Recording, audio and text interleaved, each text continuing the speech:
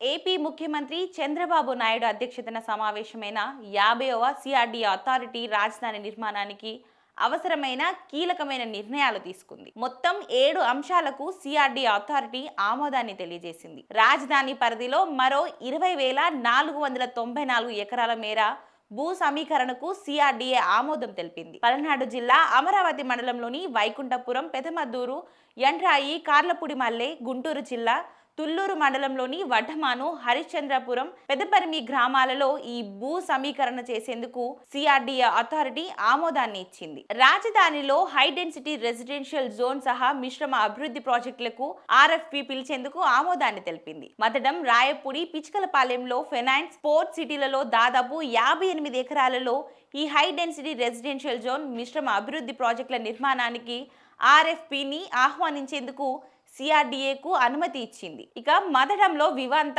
Hilton hotels, తుళ్లూరులో Hyatt Regency, లింగయ్యపాలెంలో Novotel సమీపంలో ఈ కన్వెన్షన్ సెంటర్ల నిర్మాణానికి 2.5 ఎకరాల చొప్పున కేటాయిస్తూ అథారిటీ నిర్ణయం తీసుకుంది. మరోవైపు రాజధాని అమరావతిలో జరుగుతున్న నిర్మాణ పనులకు కృష్ణానది నుంచే ఇసుకను చేసుకునేందుకు సిఆర్డీఏకి అనుమతి మంజూరు చేసింది. ప్రస్తుతం రాజధానిలో 49,040 కోట్ల విలువైన పనులు జరుగుతున్న రీత్యా రానున్న 2 ఏళ్లలో వివిధ ప్రాజెక్టులకు 160 లక్షల క్యూబిక్ మీటర్ల ఇసుక అవసరం అవుతుందని సిఆర్డీఏ అంచనా వేసింది. రాజధానికి నిర్మాణానికి అవసరమయ్యే ఇసుకను ప్రకాశం బ్యారేజ్ ఎగువన డిస్టిలింగ్ చేసేందుకు అనుమతి ఇవ్వాలని జనవరుల శాఖను సిఆర్డీఏ కోరింది. 2 ఏళ్ల పాటు రాజధాని ప్రాజెక్టుకు అవసరమైన ఇసుకను తవ్వుకునేందుకు సిఆర్డీఏ అథారిటీ ఆమోదాన్ని తెలియజేసింది. ఇసుక డిస్టిలేషన్ ప్రక్రియకు 286 కోట్ల మేర వ్యయం కానున్నట్లు అధికారులు తెలిపారు.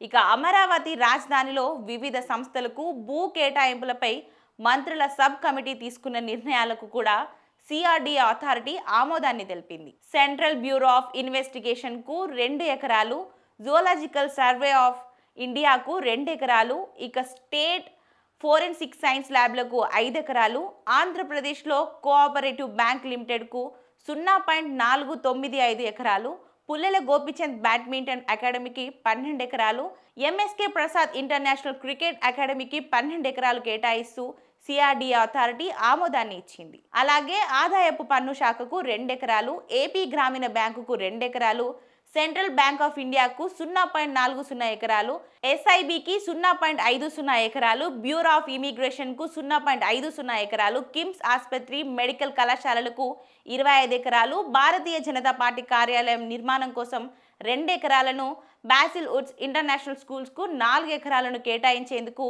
సిఆర్డీఏ అథారిటీ ఆమోదాన్ని ఇచ్చింది.